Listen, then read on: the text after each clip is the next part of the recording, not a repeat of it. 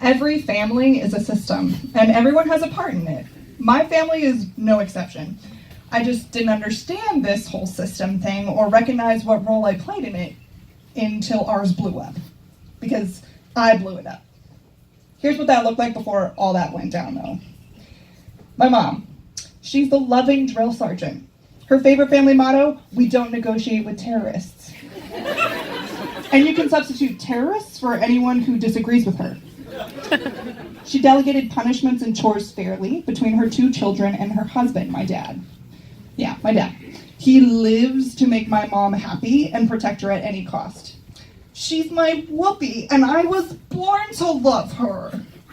Yeah, they've been that nauseating for over 33 years. So it can be a hard love bubble to break into. Then there's my brother, Turner. He's overprotective of me, and he doesn't have a filter. His favorite response to any affection shown to him is, thanks, I love me too. And he often acts accordingly. Basically, Turner's top priority is Turner. And that isn't a judgment, it's an observation, it's the truth. Then there's me. Yeah, I'm the oldest kid, so I keep the peace, I set the example, and I act as Turner's sensitivity filter for everyone else. My brother or my parents tell me private passive-aggressive comments about Turner's selfish behavior that are actually indirect marching orders for me to keep the peace in the family system. I used to think that I would rather die than do something that wouldn't make my parents proud, especially my mom. As a kid with ADHD, I was way too excited about the whole friendship concept, so I overwhelmed people, which is putting it lightly. So my mom was my best and only friend. I could tell her anything. My mom was also the one who made religion a part of our lives. Raising us with Christian ideals were crucial to her own standard of being a good mom.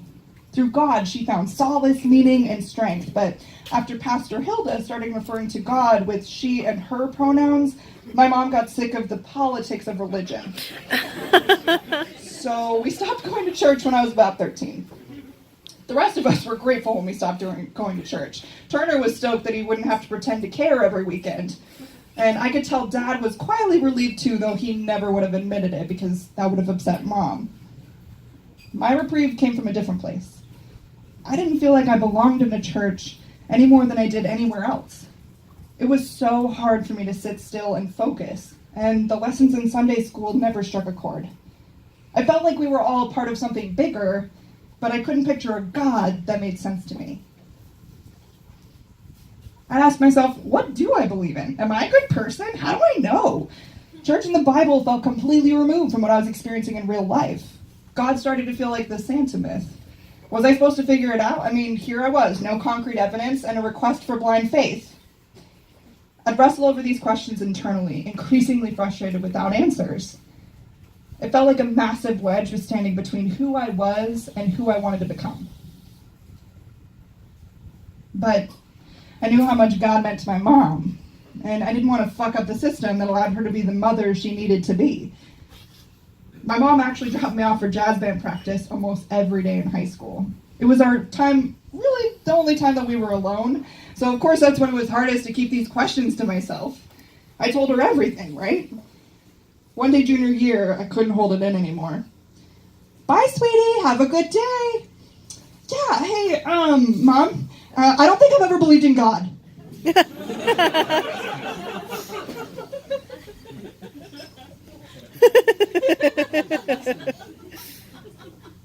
My words seemed frozen, slow motion even, hanging in the air. I wondered if she'd even heard me.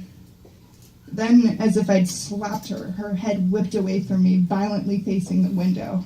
Fuck. I didn't want to hurt you. I'm so sorry. Can I take it back? I mean, have you ever had doubts, Mom? Like, I'm really sorry. Can we talk about this?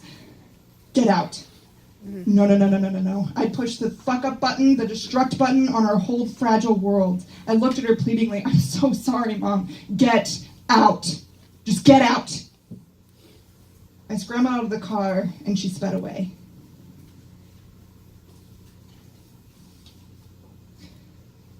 For the next 2 weeks, she couldn't speak to me or make direct eye contact without her face wrenching into that hurt expression again. It felt like I was punching myself in the gut seeing her like that, you know?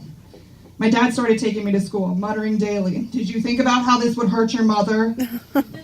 "So impulsive, you know better than that. Keep these things to yourself." I was the one who cleaned up the messes, not created them. So I buried God, stuffed it down. I was determined to heal my mother's wound and belong in our family again, at least in appearance. I said grace over dinner. When my mom suddenly took a new interest in getting the family to go back to church again, I harassed my brother to just shut up and go with it. And it worked. Eventually, everything returned to normal. We never talked about it. These little acts of compliance slowly ate away at me.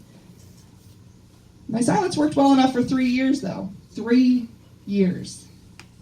All was seemingly well when I bought my ticket home my sophomore year of college for the holidays. My dad was more reserved than usual on the short drive from the airport to the house, but I didn't think much of it. I walked through the front door belling, "Hello, I'm home!" Stockings hung on the mantel above the crackling fireplace. Lights on the giant tree in the corner illuminated my teenage brother beneath it. Turner was hunkered over a computer with headphones on. He looked up and smirked. Great, now I have to share the bathroom again. Dad dropped his keys in the foyer. "Okay, I'm heading to the shop." He started walking toward the garage. "Your mother's here, just give her a minute." Odd. I stared at my parents' bedroom door. "Mom?" Silence. Hair prickled at the back of my neck. Something was wrong. After a minute, I quietly knocked a couple times. She whipped open the door, that broken look all over her face again. "You are toxic to this family. Do you hear me? We are not celebrating Christmas this year." I was so startled that I didn't get a word in before she slammed the door in my face. I hadn't even been home for 5 minutes. I didn't know what was going on, but I was determined to figure it out. I pounded on the door. "Mom! Mom, get out here!" She ripped it open again. "I can't even look at you. You are so selfish. You know what you did. This family isn't celebrating Christmas. We don't get any presents when we aren't Christian all year." Whoa. This was not the fair, suffocatingly loving drill sergeant I knew. When I messed up, I could expect to be clearly held accountable. Christian all year? We dealt with this shit already. I was surprised to feel hot resentment bubbling up. Something internally shifted. She moved to slam the door again. "Stop!" I blocked the door with my arm. "You don't want to exchange presents this year? Fine. I'll just give out mine. But I played along, Mom. I haven't said a word about my faith for 3 years. For you. So don't you dare talk to me like that. I don't deserve to be treated like this. Talk to me, or I can't fix it." I'd never claimed space like that. I couldn't believe what came out of my mouth. She looked defeated. Small. "Just go to your room. I can't talk right now, but we're not exchanging presents this year." Sniffling, she shut the door. Angry, confused, numb, I went upstairs, passing Turner sitting in the living room, still oblivious to the world with headphones and a laptop. I needed escape, so I entered the bliss of technology myself, booting up my computer to check out Facebook. Scrolling mindlessly through my feed, my fingers froze. I stared in shock when my brother's Facebook status came up. "Jesus is a zombie Jew." Oh my God. In all its atheist glory.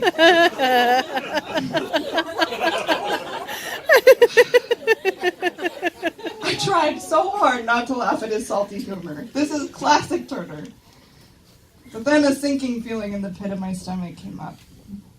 He had ignited my mom's powder keg of shame in the most public way possible. Here's the thing. Cleaning up the mess is an invisible labor. A successful job means that no one has to ask me to do it directly, and no one knows there was a mess at all. It dawned on me. This was why my mom had taken it out on me. It was public, on Facebook. Our entire extended family had seen it. I mean, Turner was battling it out with them in the comments.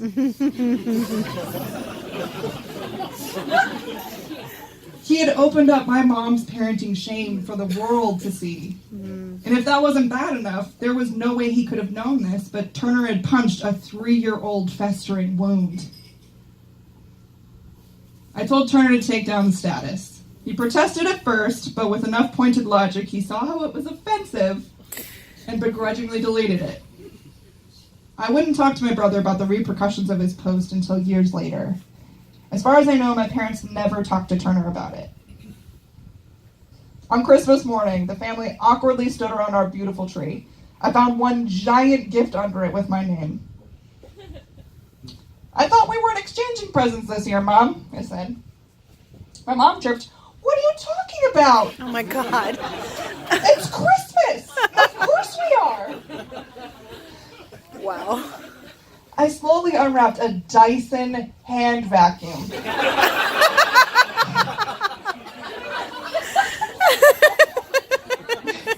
My dad grumbled, "Why a teenager needs a $300 vacuum?" My mom elbowed him. "You needed one for your rug at school, right, honey?" There wasn't a fucking vacuum nice enough to clean up this mess. "Dad's right, Mom. This is really too much." Her eyes focused intensely on me. "We got a nice gift for you. Just say thank you and let's move on. It's the Christian thing to do." Oh my God. And that's when I knew this was only the beginning. And it's still messy. Our family has a lifetime ahead of painful negotiation of roles and boundaries to stay in loving connection with each other. I've learned that all of us are flawed, but I can stand up for myself without falling apart or being unworthy of love. I have the ability to be a good daughter, sister, or friend. I just need faith in myself, my family, and that everything will work out. Kelsey Schultz, everybody.